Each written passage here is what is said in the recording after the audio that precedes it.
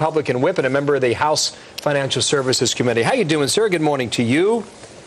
I'm doing well. Thanks for having me. I heard Michael Steele earlier this morning on another network, as we like to say, the head of the RNC, saying that the Republican Party has not been at a point this low since 1976. Do you agree with that?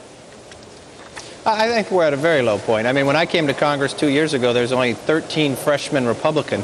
That was the lowest number of freshmen Republicans since 1914, and that's when they went to 435. So we have our work cut out for us. Well, the other thing Steele said is that he loves the position. He says it can clearly define the issues for the American people.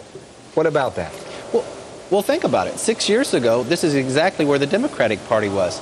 About around that time is when a young state senator from Illinois ran for Congress, lost in the primary by 30 points, and he's now the president of the United States. They had no leader as well, and now they've taken back the Senate and the House. We have an opportunity here in a free market system where the power ideas can rise up, where new leaders can be shown, where we can reach this party, expand this party, and solve problems. And that's exactly what the National Council for New America is going to do. And I want to get to that in a moment, but you know what also Democrats say about Republicans? They accuse you of being the party of no. Your defense? Well, that's so far from the truth. I mean, you sit back and look at just the stimulus plan itself, where we put out our own plan, gave it to the president. They scored it by the president's modeling. It created twice as many jobs, 6.5 million, with half the money. The problem being is the Democrats want to say that because they don't want our ideas to get out to the American people. But we're going to get out of Washington and go out to the American people and listen and find solutions to everyday problems and solve them. I want to talk about the big idea. That's the New America Project. We alluded to it. What is it?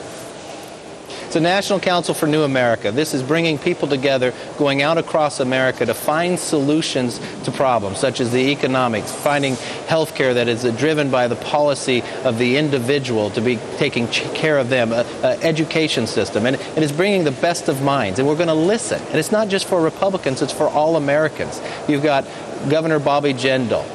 You've got former Governor Jeb Bush, Mitt Romney, Haley Barbour, helping head this up, because the idea is that governors have to find solutions. We want to listen to the American people, drive those solutions, and solve the American crisis. Is the other thinking behind this the system of checks and balances? Now, this was reported on earlier in the week in the Wall Street Journal.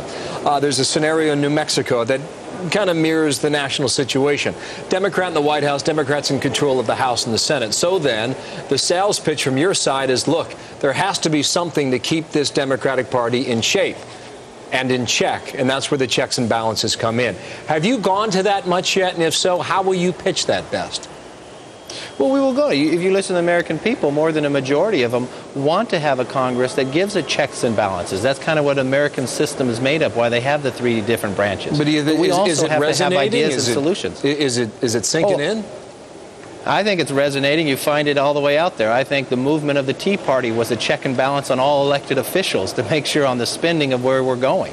And so I think the idea that you even have 100 days, we should actually look at Congress in 200 days, 300 days. Where are we moving? We should measure the achievements. Are we being able to do that? Can we have a process that we can move this economy back? We're focusing on small business, creating jobs. Which one has a better job creation?